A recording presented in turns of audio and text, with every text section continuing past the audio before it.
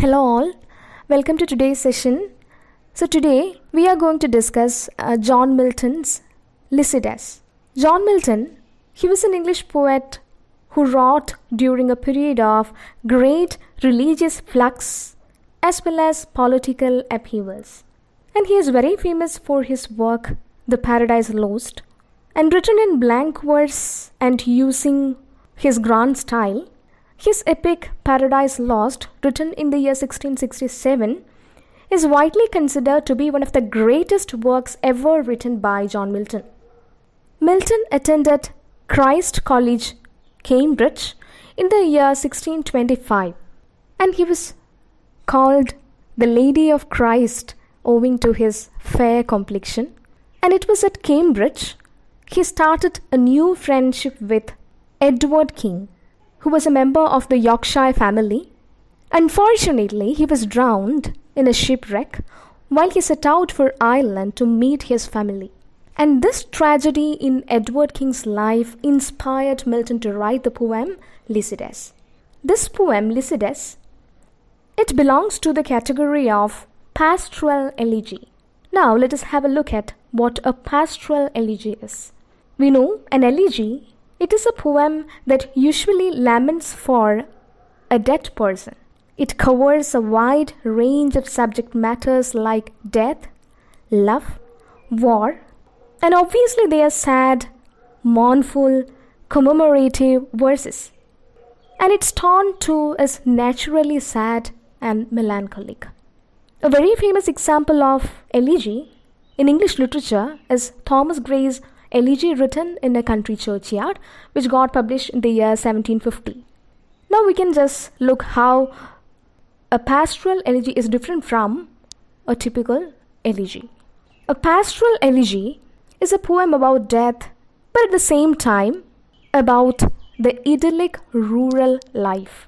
And it is a subdivision of pastoral poetry. And the elegy takes the pastoral elements and incorporate them in expressing grief. Normally in pastoral elegies, the deceased or the dead is often recast as a shepherd, and the shepherd is presented as the central character. So after being portrayed as a shepherd, the deceased or the dead is surrounded by a large number of mythological figures such as nymphs, dryads, fauns, etc. Now regarding the form of a pastoral elegy, it belongs to the Elizabethan poetry, and it is modeled on Greek pastoral poetry.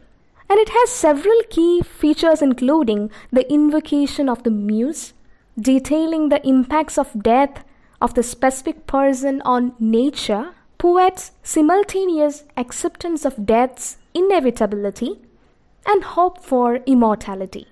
Then we can see a procession of mourners and satirical digressions about different topics from death, symbolism of death through flowers, refrains, as well as rhetorical questions.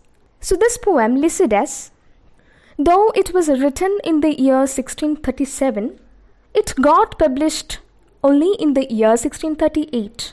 Written in 193 irregularly rhymed lines, it is dedicated to the memory of Edward King, that is Milton's friend at Cambridge, who got drowned as his ship sank in the Irish Sea off the coast of Wales. The name Lycidas is taken from Greek history. Actually, Lycidas was an Athenian counselor who was stoned to death by his fellow counselors.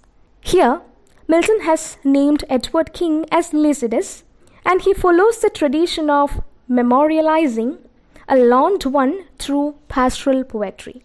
So we know the poem Lycidas, it is an elegy that mourns the death of his beloved friend Edward King, who got killed in a shipwreck. This elegy can also be viewed as a monody in the form of a pastoral elegy. Here, the poet, who considers himself as a shepherd, is mourning the accidental death of his friend, who was a very intelligent young genius with a promising future. And he compares the deceased too as a fellow shepherd. Though it is a lyrical poem, it is not spontaneous, and the poem can be divided into various sections. The first one, the prologue. Then there are various main sections, and finally there is an epilogue. There are 24 lines in the prologue. Here, Milton invokes the muse and state the reason behind writing the poem. And the occasion for writing the poem is the untimely death of his friend Lycidas. In the subsequent main section, he goes on elaborating the kind of life Lycidas and the poet himself enjoyed at Cambridge University. And all these descriptions are in pastoral imagery.